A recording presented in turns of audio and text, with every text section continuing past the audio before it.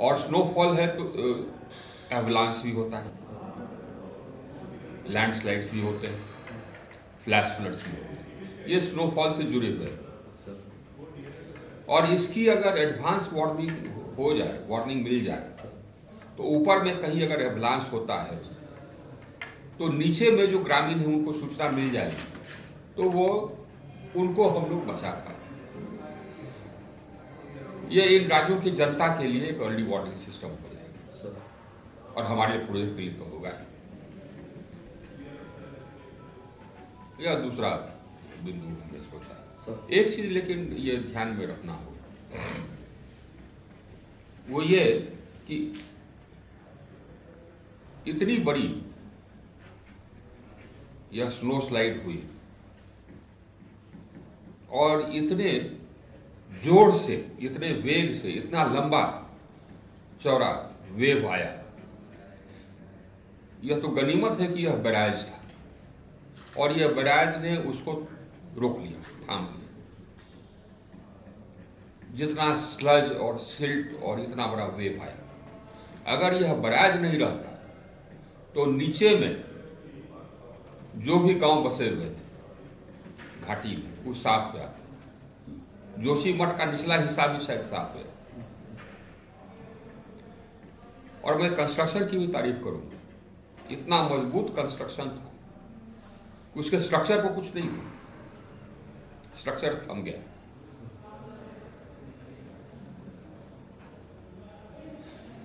एक और बिंदु है जिस पर की स्पेकुलेशन, जिसको कि क्लियर करना आवश्यक है। लोग कहते हैं कि ग्लेशियर बर्स्ट, ये ग्लेशियर बर्स्ट ओवर नहीं था।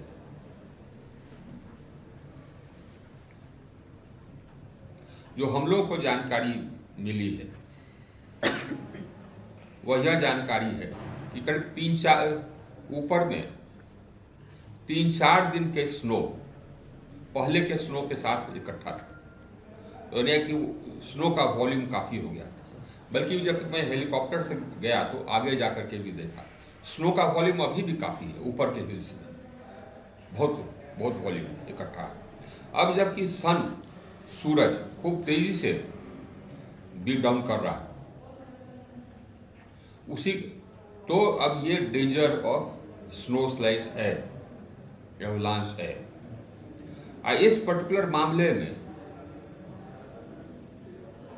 पहाड़ का एक टुकड़ा जहां क्रिटिकल पॉइंट था वहां पर टूटा और वो जो एडिशनल भार था उसको ये संभाल नहीं पाई और सारा नीचे एकाएक एक साथ सेकेंडों में, और इसके कारण यह फ्लैश फ्लड। तो हिल एरिया में, स्नो बाउंड एरियाज में ये होगा, हम लोग को वार्निंग सिस्टम से रखने की आवश्यकता है।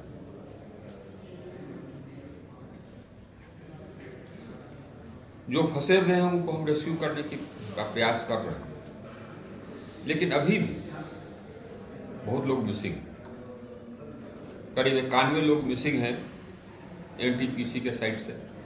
आज 44 लोग मिसिंग बताए गए हैं, जो प्राइवेट कंपनी का हाइड्रो प्लांट था ऊपर में ऋषि गंगा, 13 मेगावाट का प्राइवेट कंपनी का प्लांट था, वहां से।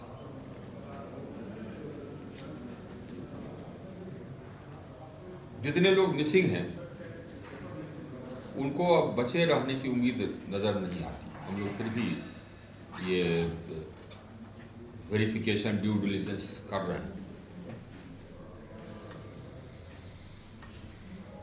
20 डेड बॉडी मिले, जिसमें कि 2 तो एनटीपीसी के वर्कर्स हैं, 18 अभी तक आइडेंटिफाई नहीं। तो अब ये नहीं कहा जा सकता है कि वो एनटीपीसी के वर्कर्स हैं या गांव वाले हैं या ऊपर से जो आए बॉडीज वो हैं। गांव वाले 12 मिसिंग, जिसमें से कि 1 नेपाल से है और 11 यही के, 2 पुलिसमैन भी मिसिंग।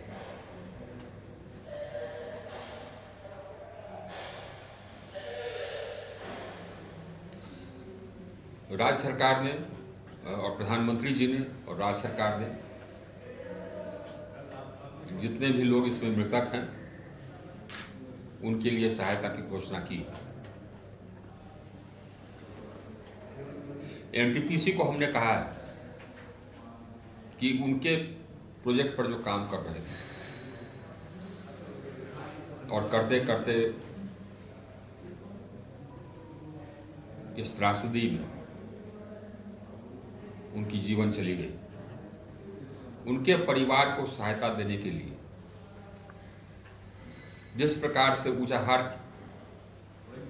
के एक्सीडेंट के बाद इन्होंने मृतकों को सहायता दिया, वो करीब वहां पर अपने मृतक कर्मियों को 20 लाख रुपए के परिवारों को 20 लाख रुपए की सहायता दी थी, वैसे ही यहां भी 20 लाख रुपए की सहायता देंगे अपने मृतक कर्मियों के परिवार को। जो गांव वाले मृतक हो गए उनको भी कुछ सहायता करने का, ये जो कि एनटीपीसी में काम नहीं कर रहे थे, उनको भी क्या हम सहायता कर सकते हैं, इस पर हम विचार करेंगे। एक चीज तो हमने कह दिया कि जो गांव वाले इस डिजास्टर में मारे गए, उनके परिजनों में से कोई अगर हमारे प्रोजेक्ट पर, एनटीपीसी के प्रोजेक्ट पर काम करना चाहता है तो उनको हम अपने प्रोजेक्ट पर काम देंगे। जो प्रभावित गांव है वहां पर हम सीएसआर के अंतर्गत विकास कार्य भी करेंगे।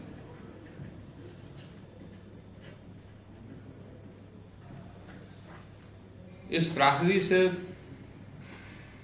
डैमेज तो बहुत हुआ, मतलब एक प्रोजेक्ट जो प्राइवेट कंपनी का प्रोजेक्ट था वो तो पूरा साफ हो गया।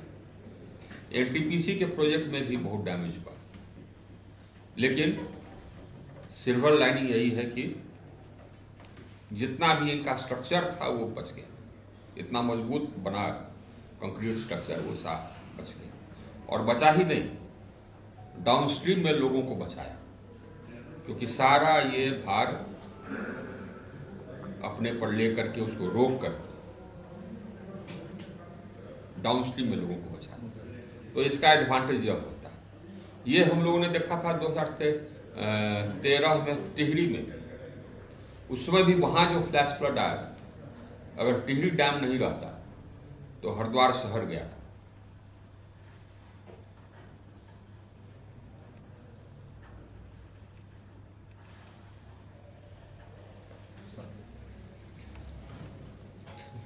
Thank you. आर्थिक सहायता इसके अलावा भी कुछ हम लोगों ने, जैसे कि हमने कहा कि ये 2 काम करेंगे। एक तो हम अर्ली वार्निंग सिस्टम डालेंगे जहां जहां हम जिस हिल स्टेट में हमारे प्रोजेक्ट्स हैं। दूसरा, जो प्रभावित गांव है उनमें विकास कार्य हम सीएसआर से करेंगे। बाकी 20 लाख